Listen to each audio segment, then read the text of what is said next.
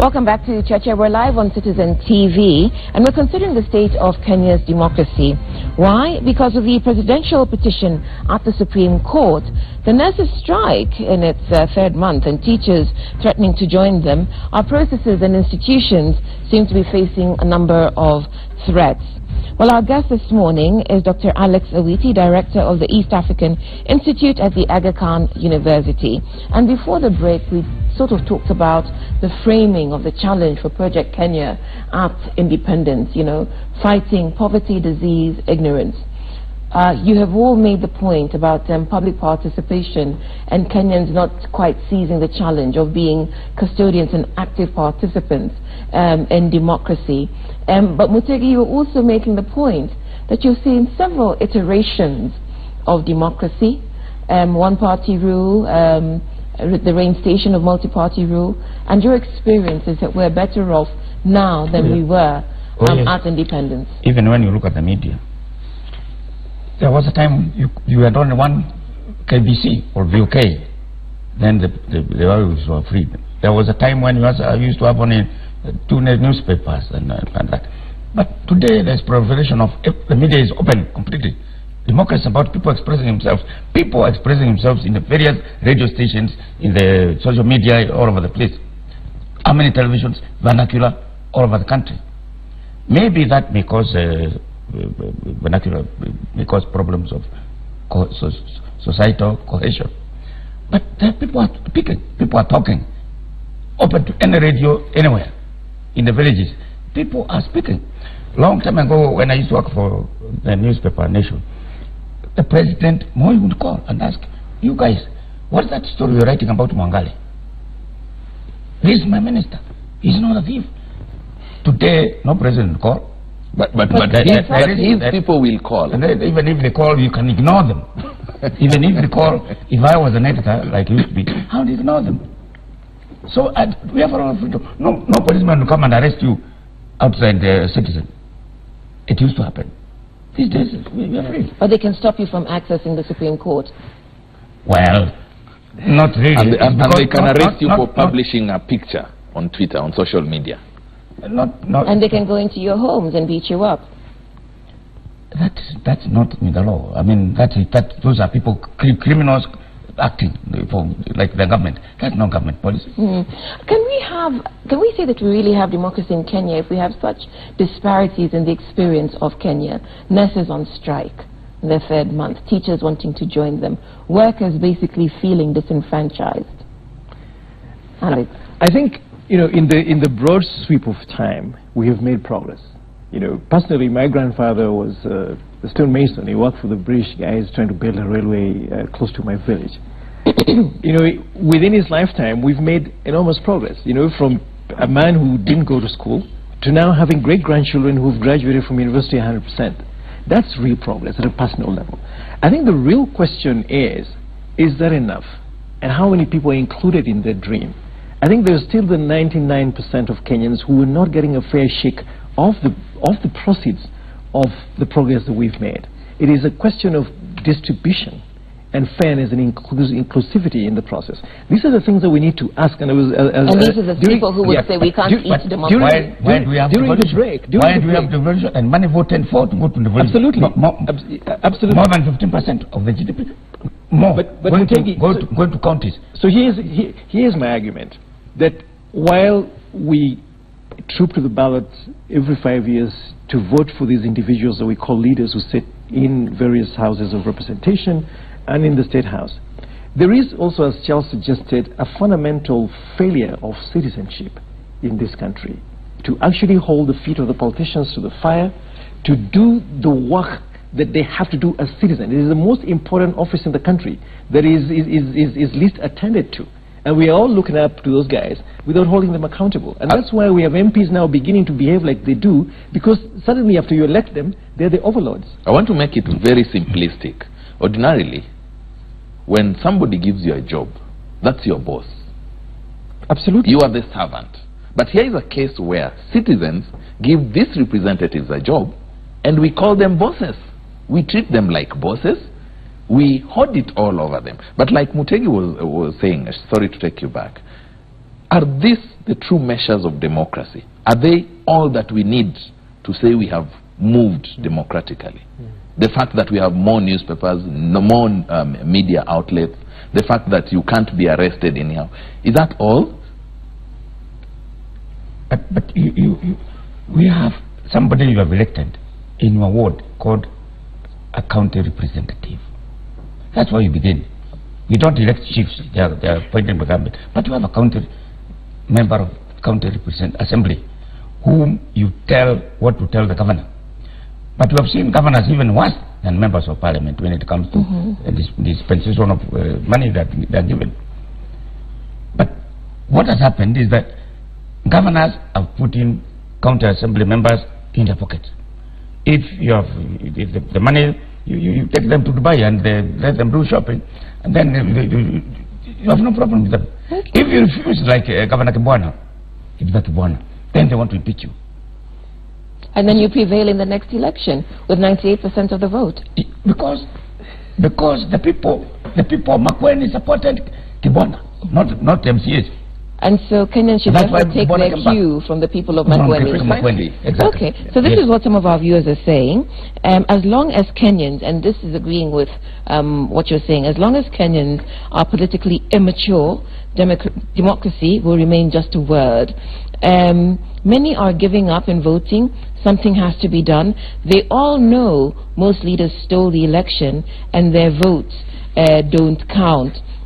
So, two different sides of the same, again, experience of Kenya. That, there's political immaturity. Is that true, given that we've been at this for 54 years? I think it is this asymmetry in terms of basic experience of citizens. There's an unequal experience that citizens are not feeling enjoined in this whole progress thing. And it's the same point that Charles raised and stuff Mutegi was talking about. I think the fundamental question is, what are the real goods and dividends of this democratic process? And are our institutions structured in the right way to deliver these things? And if not, what is our role as citizens to constantly push for that optimal? And Mutegi said, and you said in your opening remarks, that what we've done is devolved all of this bad stuff. It now goes to the county. The governor now acts like probably President Moore used to act before. He's a dispenser of everything that is good. Yeah. And we've said that Kivuta Kibwana basically weathered that storm and came back with an overwhelming majority. Can we learn something from Kitui? From Makueni. Yeah. What is replicable there? What can we transfer to, say, Nairobi, to Nyamira, to Kisii, etc.? What are these small experiments where things are beginning to work? I had some nice stories about Kabogo and how he revitalized the health system there. There are anecdotes about, and I had some stuff about Meru, the created a revenue authority of some kind. Where are some of these small experiments of and evidence of success that we can then now take together as a country going forward? Because I think we cannot wallow in this pool of pessimism and just negative energy. There's going to be something positive about the country. I think there are people who do that, but it hasn't happened consistently. I think within the first year there was a rating of governors and an extraction of best practices. But if that's the case, therefore, and we're talking about pessimism versus optimism, does the petition at the Supreme Court, the fact that the judiciary, an arm of government, is being used, because remember, the NASA flag bearer said he would not go to the Supreme Court because he didn't trust the judiciary. So is our democracy robust because there's a petition, because we're going to get an answer tomorrow on this challenge to the presidential result? But isn't it better that way than going to the street? That we are able to look up to an institution enshrined in the Constitution, I think is a good step in itself, rather than go out there and do things that are contrary to the law. So I think the fact that we are waiting for the Supreme Court to make a decision on behalf of Kenyans is a good thing, whichever way the decision goes. Now this is what will really define democracy as best understood by Kenyans. Somebody will come up and say, no, this thing was stolen, these people have been bought, what Mutegi was saying, trust. And somebody else will be celebrating and going to the street and saying, yes, democracy has been upheld. So it goes back to what that viewer said. until we are politically mature as Kenyans. But I think, in my view, all of these arguments have merit. That you have a process like that, there will be losers and winners. But the question really is, why must this thing be a zero-sum game? Why would I feel, if I was allied to any of these political groupings, that if my candidate didn't win, then my life was going to be atrociously horrible? It shouldn't be that way. I should still know that regardless of who the president is, the police will do what they have to do. If I go to court, I will find justice. Kids will go to school, teachers will be paid, nurses will be paid. You'll have to work to earn. I will have to work to earn. I just want Kenyans to start to believe that this cannot be predicated, unfortunately, on a family feud between the Odingas and the Kenyattas. This country is bigger than that. And it just can't be that way. That this is something that pits three tribes universally, the Kikuyus, the Kalenjins, and the Luos, in some endless catfight.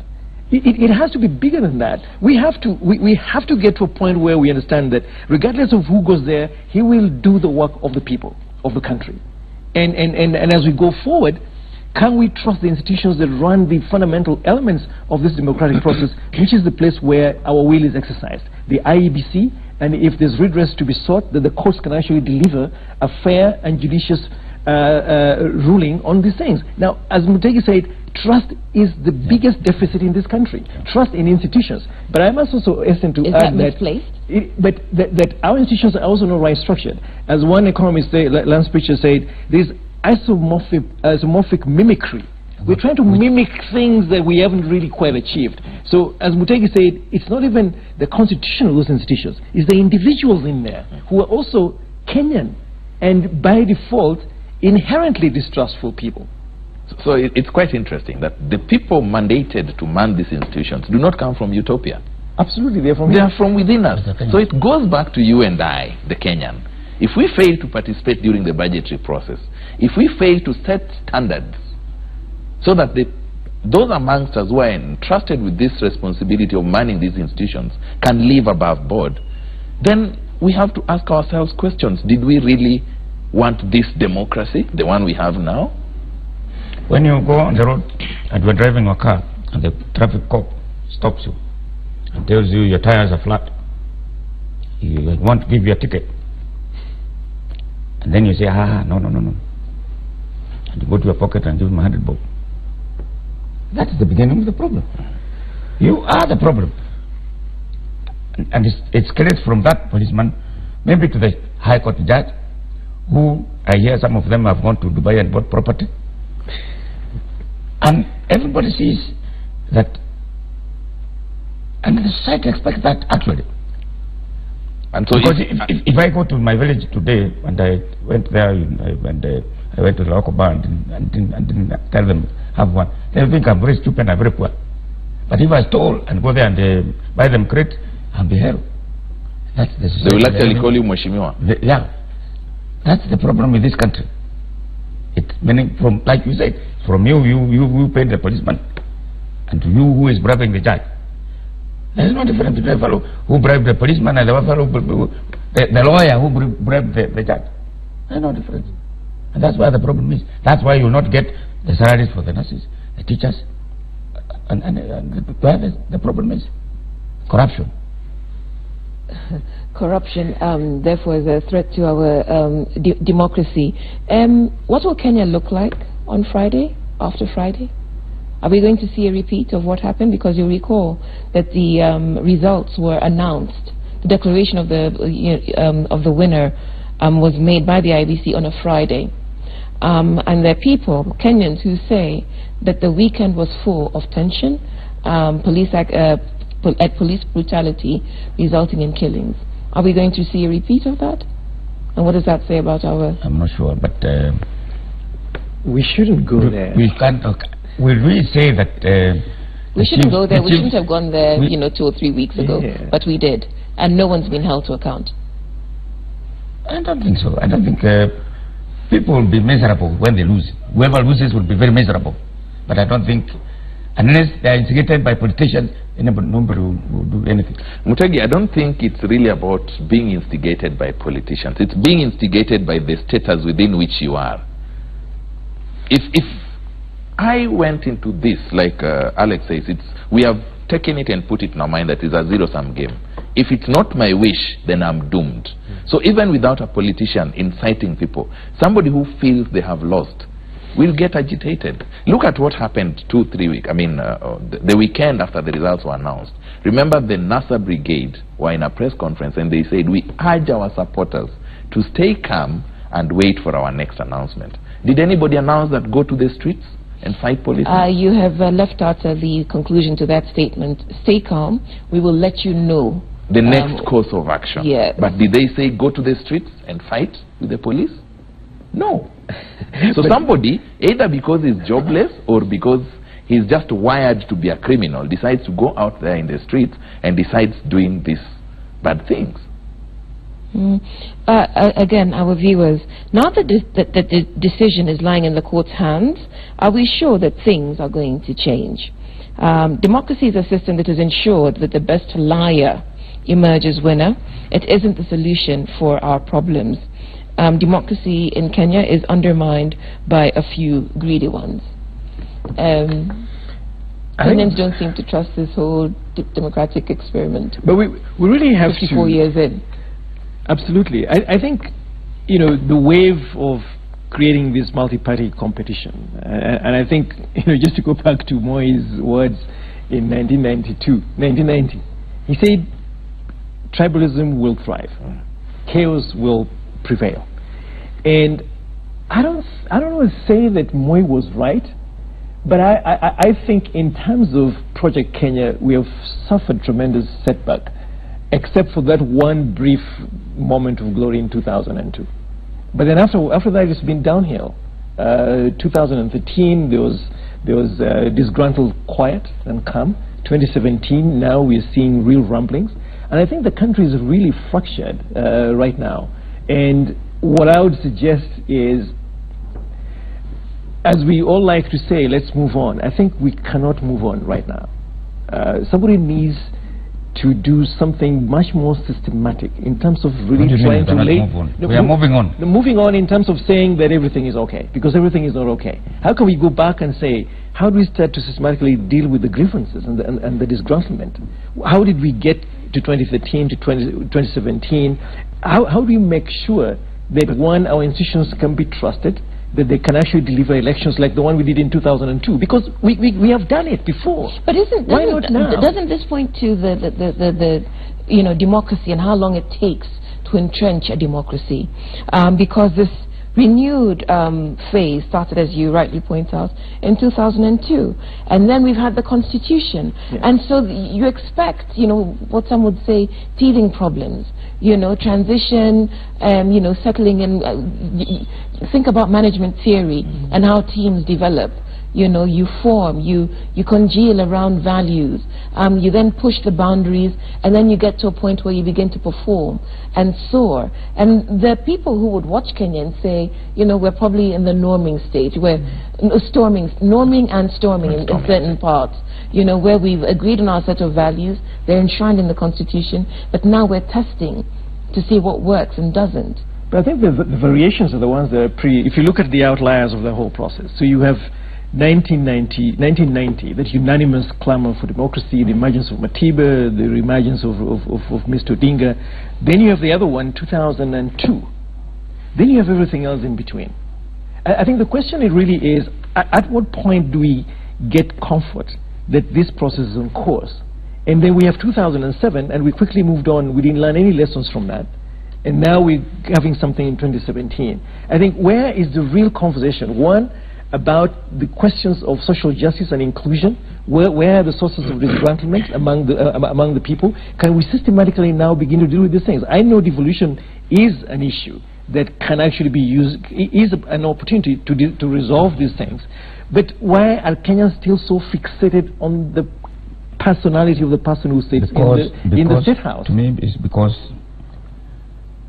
once we're in power, and when the Kenyan leaders, when they're in power, what does power mean? You are the governor. You are the dispenser. So if your relative or your clan or your village is the one that have the governor or the president, If you look at the projects that the Ruto projects, that the big ones, all of them, most of them, they are corrupted. That is big. That's why the stakes are big. That you want to be a governor because the money will be there. But the question is, you want to be a cabinet secretary because the money will be there. Mutegi, this question has been answered on previous shows, and I'll point you, I think, to Dr. Wendy Njoya, who talked about the failure, and Alex, you pointed out social justice, and social justice. Social injustice is prevalent where social systems don't work.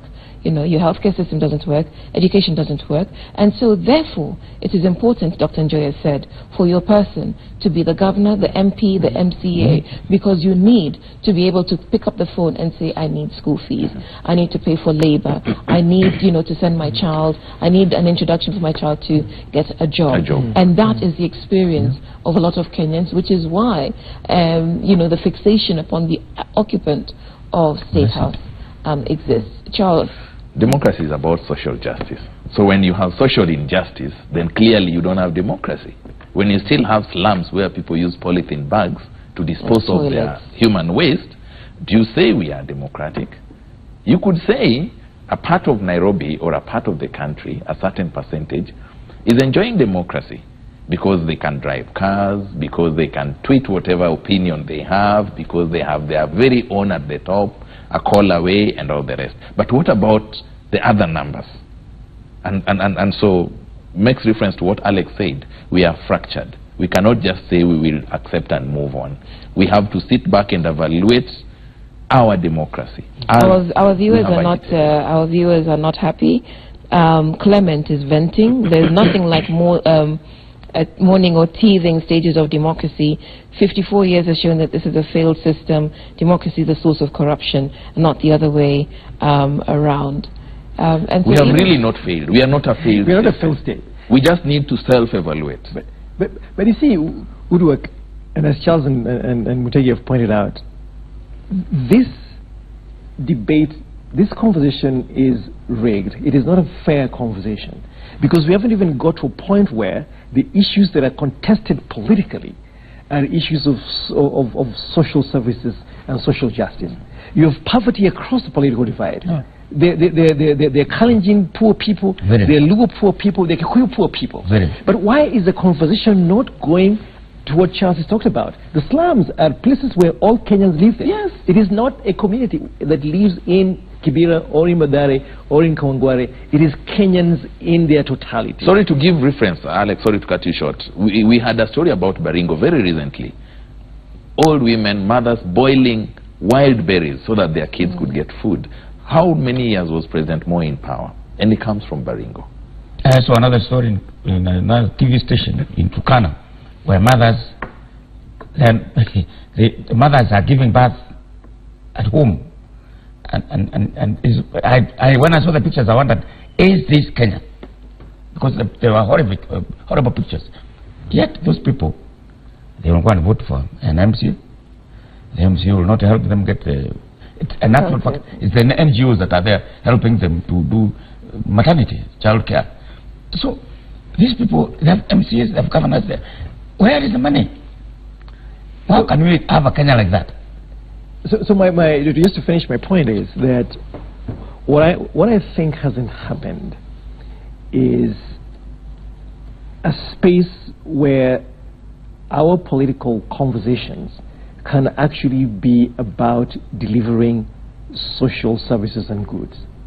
What we have done is use ethnicity as a bludgeon and a political weapon that basically creates some kind of a settlement in there that makes the Luo, the Kikuyu, the Kalenjin, the Kamba, look at that one symbolic leader, but not look at what hasn't happened to their child who needs to go to school, who's finished school and needs a job.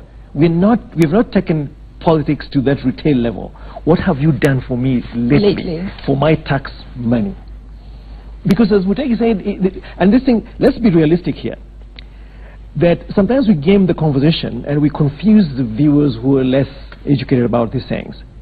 There is a political business intellectual, professional elite in this country, period. The derogatory term is what, lipstick on pigs? Well, whatever. That's for the academics who subvert the intellectual absolutely. might. And then there is everybody else. So if you look at Uhuru's government right now, you give me any name, and I will tell you how they got there. They didn't get there because they were Kikuyus or Kalenjins or Luos. They got there because of personal, familial, business connections with Mr. Kenyatta. Give me anybody around Mr. Odinga or Ruto. Give me anybody around Odinga. They're not there because they're Luos or Kikuyus. They're there because of familial ties and business connections. Then there's the rest of the country. So I don't understand why Kenyans agree to be fooled all the time without basically asking the question, why do I live in a slum and you drive a funky car? Why do I call you Mheshimiwa and yet I'm the one who gave you the job? Yeah, so it's not ethnic at that level. I think we have to take a break now. This is Cheche. We're live on Citizen TV. Send us your thoughts on the state of Kenya's democracy. The SMS number is 22422, or you can tweet us using the hashtag Cheche.